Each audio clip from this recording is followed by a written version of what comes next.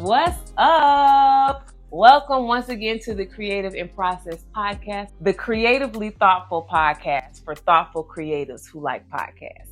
I'm your host, Nia Land, and I am here with an amazing guest. I told you I was going to have some guests and stuff happening, so y'all need to be knowing, stuff be going on.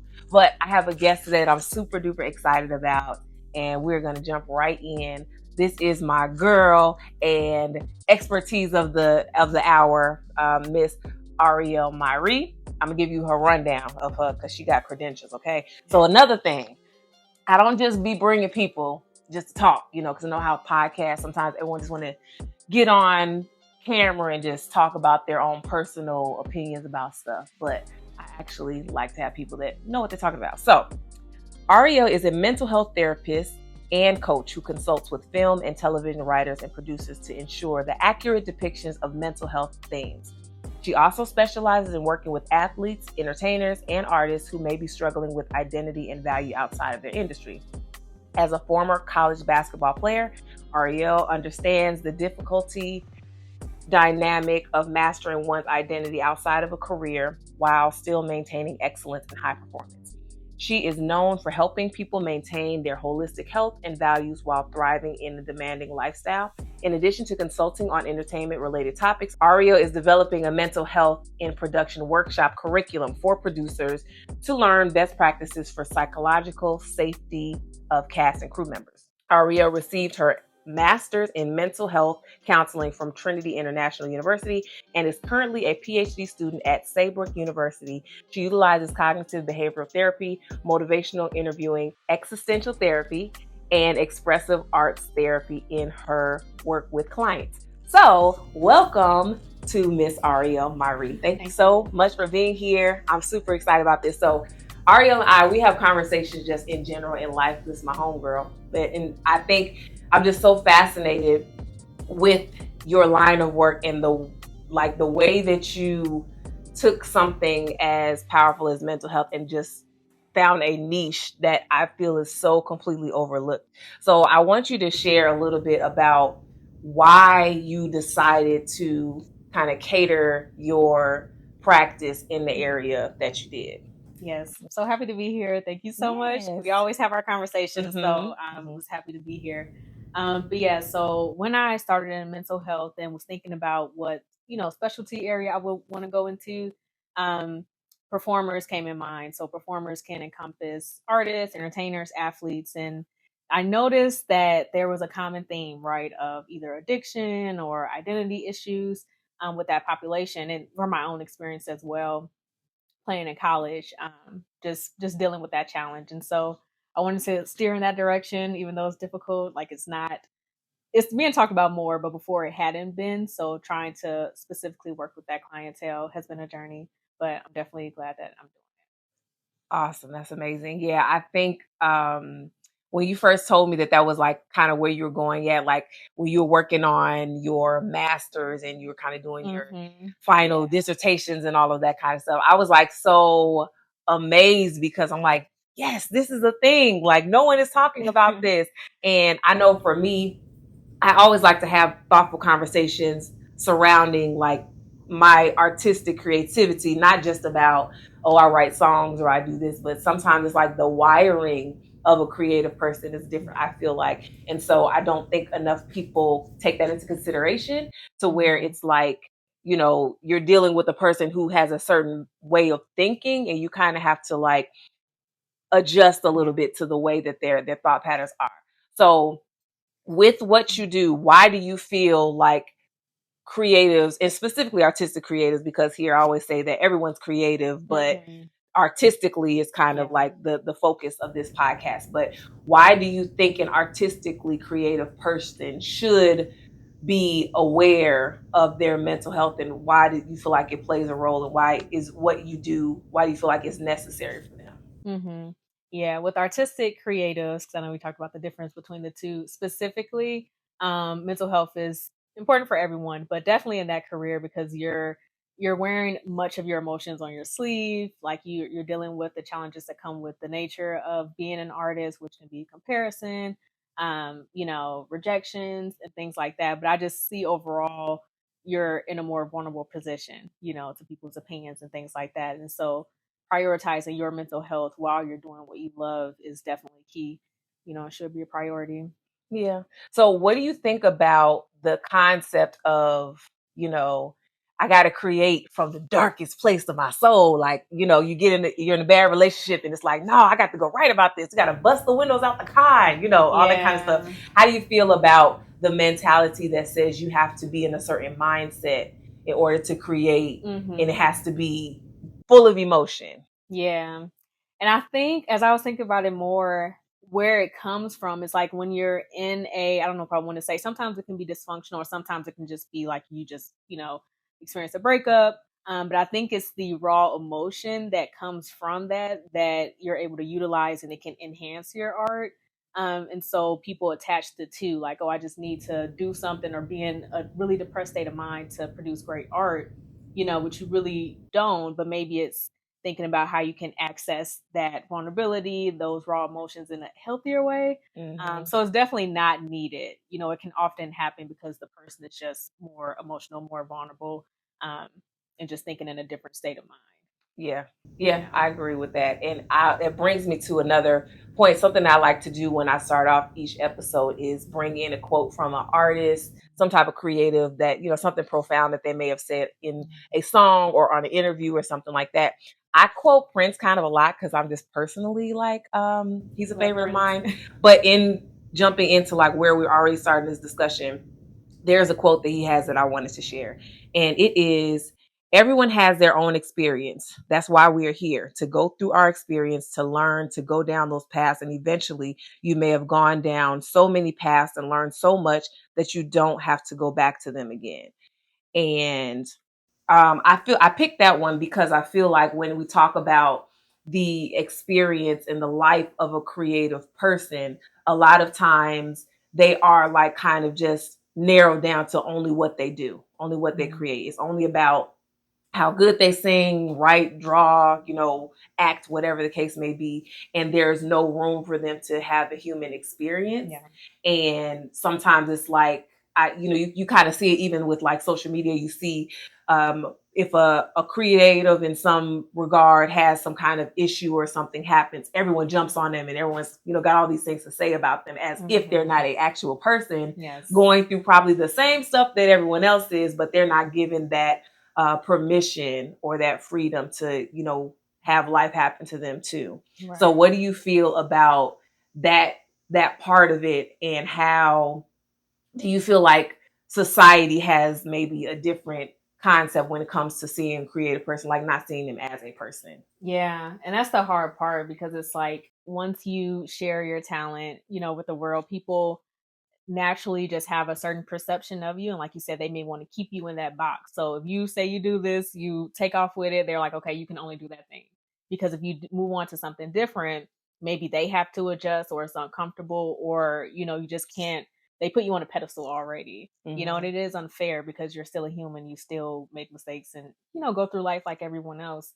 And so it can be tough to navigate that, but it is still essential to try, like as the individual, not to just see yourself in one way. Even if you are an amazing singer, continue to do that, but also expand, like personality, identity, hobbies outside of that one thing, so it can help when things happen, within that career. Yeah. How do you think, like practically, because I know you said like hobbies and things like that, but how does one creative, and talk to me because I be needing therapize me, girl, help me.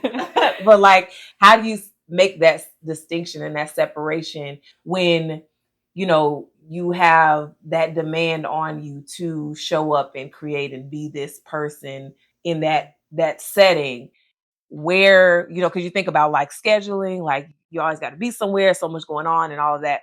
How do you deal with trying to give yourself that room to have your humanity in the midst of having so much going on, especially if you have like a really busy lifestyle in your art? Yeah. I think it's multifaceted, right? I think about community. So like the circle you have around you, and do you have people who are thinking in that way and not just like, okay, make art, make money, and that's just it? Are they thinking about you as a human in other aspects of your life, and just finding what works for you. Like, I really do think it has to be a priority, especially if you have a busy schedule. To do that. I'm trying to think of examples of people who have just like been open about what works for them. I think read about Zendaya, and someone asked her like, "Oh, what do you do in your free time?" And what, expecting some extravagant answer, and she's like, "I stay at home." She's like, I'm always out, doing premieres, doing different things like that. And so when she does have free time, she just needs to be in home with someone she loves and just chilling out. So finding what works for you and what fills you up outside of your career. So. Yeah. And see, even with that component, I do think that the support of like your community is so important. I know for me and where I am in my journey, I don't have a lot of that. And it's more of a situation where I feel like a lot of people just see me doing things. It's like, oh, she's doing all this amazing stuff and she's all out here. So it's never a thought that like, well, maybe she gets tired, or maybe, maybe it can be lonely, getting out and doing all of this stuff and all of that. So sometimes for me, that's hard because I have to kind of find ways to like kind of unplug. And sometimes I have to do that in my own strength a lot. And so trying to figure out how to decompress by myself. And, I do have a few, a handful of people that get it. But most people is just like, oh, she's living her dream and she's doing so much. It's so amazing. And I'll be like, yeah, it's good. But I'm like, I'm getting a wall too sometimes. So, yeah. And that's really key too, because I think some people think about that, like you said, just because we see someone doing great things and they look happy all the time, that's just their state, and they don't need someone to talk to. They don't need friends or community and things like that. So that's important for everybody to consider. Like, just because someone looks like they're doing great on the outside doesn't mean they still need somebody, right? Yeah. Or that community, or that it's not all the way to the opposite side too, where it's like, oh, she's doing all these things or he's doing all those things, but they're like going through so much and they're just like crying up against the wall every night. Like, it may not be that extreme either. It's just like very much like, I'm just a person. Yeah, you're a person. Like, so I'm just a person living and doing. So, yeah. But I will say too, like when we think about artistic creatives, a lot of people, maybe that is the thing that people will say like, oh, you're not better than, but you're just on a different level because you wow people with your art. And so I think maybe that could also be something that makes people think like they have it together, they have it. But no, just like an aspect of you, and you're still it's literally, and in most cases, I know for me, it's not I have control over like my creativity. I can do things or not. But when I'm in that space, in that zone, nothing else, I'm not thinking about anything else. So it's not like, it just takes a different muscle kind of. I'm just using a different muscle. It's not like this is me all day, every day in every single thing I do. It's just like I have to channel something, not no juju or nothing like that. But you know what I'm saying? I just have to like focus. I have to be very focused on the task at hand. If it's, singing and remembering, I'm simultaneously on a stage remembering the next line to a song and trying to see, make sure the mic is in the right place. I'm getting ready to pull this mic off the stand, so I got to be prepared for that. And then this person's over here looking, I got to acknowledge, so it's a lot happening at one time. And so you're not necessarily at ease, there's a lot going on. And, I know there used to be a time for me where I was early on where I would have like nerves, and my nerves would like get the best of me to the point where I'm barely singing out or I'm not as confident and all that kind of stuff. And I worked through that. But now it's still there. The nerves are still there, but I just have to focus in a different way. I have to like deal with my adrenaline and my anxiety to a point where I can still navigate through the moment. How do you do that? It's a lot of breathing. I usually get really still, like before I'm performing. I have to get still and quiet. So a lot of times I try to like get secluded because people like want to come up to you and talk to you and all that kind of stuff. And I'm like, I can't even see you right now. And I take I don't care if I'm singing for 3 people at a bus stop. Like I take it, I focus in and, I take it really seriously in the moment. So one thing I do is I try to get still, breathe, pray and just like remember why I'm doing what I'm doing too. That helps me too, to just like focus on, okay, you get ready to do this thing. It's not just another day doing something. Like there's some type of impact that's supposed to happen. There's a connection that's supposed to be made. So let me make sure I'm sensitive to that. And, you know, then I go through and do it. But when I tell you, like, I wish there was like a recorder in my brain that y'all can see what my brain is going through when I'm like on performing, recording, or whatever the case would be. It's a lot happening at once. And so when you're done with that and the moment has passed, it's like this relief, but then you got to like sit in everything that you just poured out. So then it's like exhausting. You feel like you just ran a marathon and you have to like come back down to one. And so not having certain things available in those moments is kind of, it can be challenging. Like if, you know, you're scrambling and you got to pick up all your stuff, you got to pack up and all this stuff, and you're trying to like, you know, resolve what you just, your body just physically experienced and all of that. So sometimes it's overwhelming, and then I just want to like go somewhere and sit down, or maybe I want to go get something to eat, because a lot of times I'm too much going on for me to eat and all of that kind of stuff. So there's a lot of entities that I don't think people really get. So it is. I love that you're talking about it. Yeah, I mean, yeah, I don't really get to say much about it because it just happens. But like beginning, during, and at the end, it's a whole cycle of things that happen. So you know, be kind to your like creative people that you know, because like it's a whole situation. So it's a lot happening in those moments. I love that you have a process before too. It sounded like you ground yourself and you think about the why and things like that to really just move in purpose and intention, which I know is true to you. Yes, yeah. I definitely try to do that in every step of the way. So yeah, so that's mostly how I navigate through those spaces. So how do you feel about the overall, like the patterns now that are popular in culture as it relates, not just music, but just in entertainment in general? Do you feel like there is a healthy perception or perspective when it comes to like mental health as it relates to creators, or you feel like it's a lot of work that needs to be done, or how do you feel? I'm trying to think. I feel like now in the entertainment spaces, mental health is definitely being talked about more, which is great. So I think there's been progress, and obviously like there's still more work to do.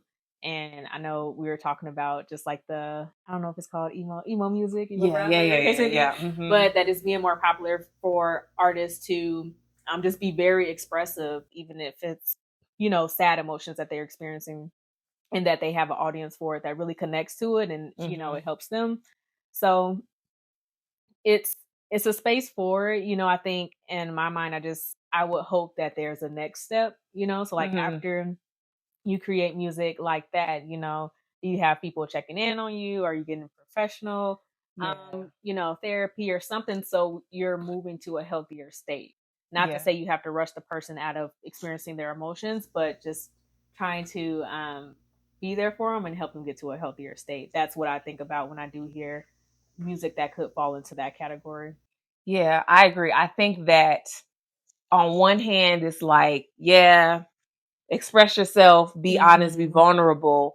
But I do think that there's a line of how you do that and where you are when you're doing that. Because if you are performing for a arena full of people, there's no way for you to manage every single person in that audience and their individual journeys and what they're going through. You don't know what they're going to leave that space and do or be a part of and all that kind of stuff. So I definitely feel like there's some kind of responsibility to circle that around with some other intervention or other, you know, tools and all of that kind of stuff, because I feel a lot of times it's just like, this is what I do and take it as it is. This is me. This is my expression, and, you know, hate it or love it or whatever. But I do think there's like a responsibility piece to that. So I know when I first came out, I was very much, all my songs were about like breakups and and like all of this stuff. So when I first started, but then after a while, I was like, let me make this make sense, because yes, I could talk about the experience, but if I'm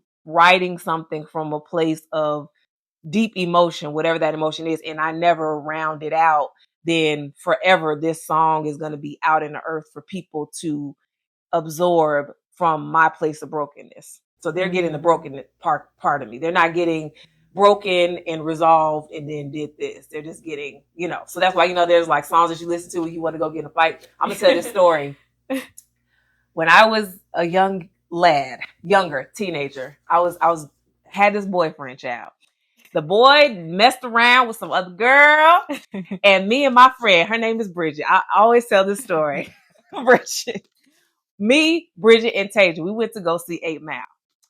That was just like them, like, let's go out. You're going through all this stuff. Let's go out. We go see 8 Mile. We come out the theater like, let's go over there. So we go to this girl house that he was messing with. I stay in the car. My friends, they turn up and they yelling at the girl down the street and all of this kind of stuff. And so it's just very dramatic. Like, it was a lot happening. That story to this day is hilarious. There's a lot going on. But I say that to say, we took the moment of like this, whatever we thought this gangster music was, or whatever we thought Eminem was doing at the time, and we let that empower us to go like do all of this stuff. And meanwhile, the movie, Eminem going on with his life, and I'm out here just like, right. What was happening? What do we be? I don't know. Yeah. This is why mental health matters. But so all of that going on, and like using those moments where we didn't have a resolution. Like, there was nothing like, yes, you're going through this. Yes, it's a hard time. However, there's another way to, look at this and come out of it. And you can still like be true to what you experience. It can still be your reality, but you don't have to stay stuck there forever, So that's what I think. Yeah, it speaks to the power of music, though, like how it truly has the power to move people who listen. Then I also think about the artists when they create it. Are they in a space to know, like, okay, this is the resolution, or this is what you can do? Because I think a lot of times they may not have that. And so that's the difficult part. But yeah, like how in movies, if they're talking about a sensitive topic, like whether it be like suicide or whatever the case may be, and they have, if you or someone is experiencing these symptoms, then call, they have a hotline number. So I wonder if it could be something similar, maybe on an album or like a song. It can be touchy, right? Or like triggering. No, I agree. I think that it also comes down to like the artists themselves and how they see life, because if you are not in that space, you can't really advise somebody to like do this or do better. Like you're at where you're at. So that's where that responsibility piece is. And I think there is, back in the day when artists were coming up, especially in the music industry, there was something called artist development. They say they have that now, but it really doesn't exist, to be quite honest. But that means you identify someone with a talent and you get them, you take them on and you see like their whole life story, and then you help develop them into a person. You give them public speaking training and all these different things so that they can like healthily go through their career. That's a lost art now. It's not a thing that happens. It's just like, can you make us money? How many followers you got? Come on, we'll sign you, that kind of thing. But what artist development did to an extent, it gave some type of stability to help the person like cope with what they were in, like the reality of their life. Because if you take some type of creative person from whatever kind of background they have, you give them money and access and fame, like that's overwhelming for a person. And just the attention alone can be a lot. So if there's no kind of guide on how to deal with this stuff, you just get out there and then it's all kind of stuff happening, and it's erratic. And, all of these things that we see now happen with the, the drug use and all of these, just wanting to like not even be sober in any aspect. You want to perform drunk and high and, record drunk and high and all of this kind of stuff. And, everyone is on their journey, their individual journey. So, but I would hope that we get back to a place where it's like, you want to see the artist like have a full, healthy, successful career and still be like a healthy human being too at the same time. So that's another part that's just kind of like missing, I feel like, today, because it's everything so quick and fast, and like who's the next thing and what's the next big thing, and no one wants to take the time to make sure. And that's why we see all of these tragedies in the industry and all that kind of stuff. So which is what motivated me to go down that route for sure, because you see it so often, and it's like, sometimes I don't know if artists may think that, or you have to choose between being healthy or, putting out great music, great art, whatever the case may be. But you can do both. But the nature of the industry and of being an artist, it is challenging. And so oftentimes they believe they need in the moment something to cope. And it typically, is drugs or alcohol or something else that's not healthy. What other perspectives or thoughts do you have just about surrounding what you do and what you see that you would like to maybe share with those that may be watching that are artistic creatives that might be helpful tools for them?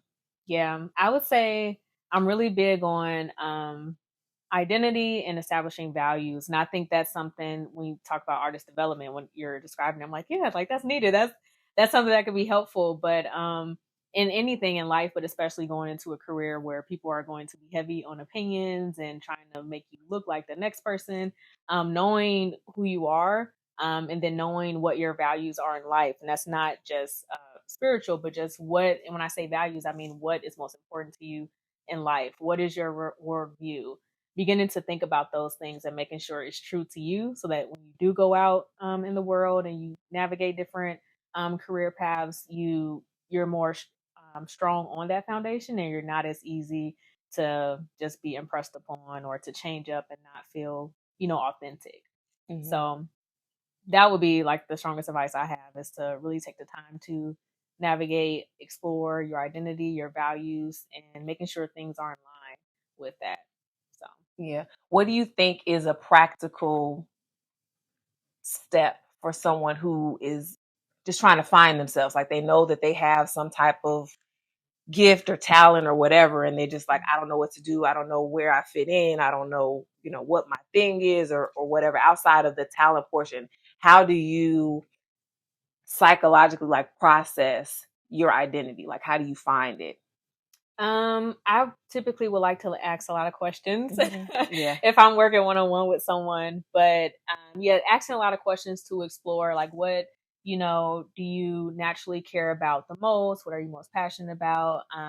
What are you intrinsically motivated by? And so that just means basically what is something that someone wouldn't necessarily need to hype you up for or keep reminding you, oh, did you go to the gym today? Because you just naturally have that within yourself to do. And so that can oftentimes lead to something that is just innately within you that you enjoy thinking about. If I'm helping someone explore values, I could have like a list of hundreds of values, 50, or like a list of 50, and they can go through and circle which ones they feel resonate with them. And then we can begin to explore. But it is really helpful to have someone, sit there with you to ask questions so it doesn't feel as overwhelming, because it certainly can be. Like, that's a huge thing to think about when it comes to identity, values, and worldview. So, yeah. So a practical space, I would say, is to think about those things. If you have to think about what's most important to you in life, if you have to think about things you're intrinsically motivated by, and starting there. Yeah. Do you feel like it's necessary to do that work before even entering into the space, or can you discover it along the way? Yeah, and it's definitely something that can change, right? So something you value now, it can be different, 5 years from now, a year from now. I would say it's extremely helpful to have an idea, if not be grounded on that before you enter that space, especially something like the industry. But you certainly can do it while you're in it. You would definitely just need that community around you and space, time and space to really explore and process that, because there will be a lot thrown at you. So. Yeah. Do you have experiences in your practice with people who feel like pressure to become something that they're not, or that they know that they're not, in this just kind of journeying through their careers? Yeah, yeah, definitely. Especially when you're first starting out, right? And if it feels hard, difficult, and you see somebody else doing something that's appearing to get them more success, more attention, it can be very tempting to say, well, let me just start doing what they're doing, even if it doesn't feel right within yourself. And a lot of people do it and they may get the attention, but you always have that internal conflict, that internal somewhere in there where it doesn't quite feel right. And you have to sit with that. at the end of the day, no matter how much praise you get, you have to sit with that discomfort of being, of not being aligned with your authentic self. Yeah, I think that also ties into getting into a space of too much comparison, like comparing yourself to the next person's thing and what it is that they're doing. So how do you feel like, or what are your thoughts on comparison? Is comparison ever a good idea, or is it always the wrong thing? Yeah, I definitely think it's the wrong thing to do, because it's like someone else, everybody is unique, right? And so you're comparing yourself to somebody else has a completely different situation, a completely different life, completely different, or they could be lying too. Yeah, exactly. Like, you really don't know. They can feel, oh, this person has it all together, and you don't know the half of it. Like, really. And so while it's tempting to compare, and we all may struggle with it at one point or another, I always like to remind clients, but it's your story, right? It's your narrative. What's the point of comparing yourself to someone else, right? It really does steal joy. So yeah, comparison is definitely not the way to go. And people will try to compare you, though, and that's what make it even more difficult. Because even in the athletic space, you have to look at your competition. Who else is scoring this many points? Who else is?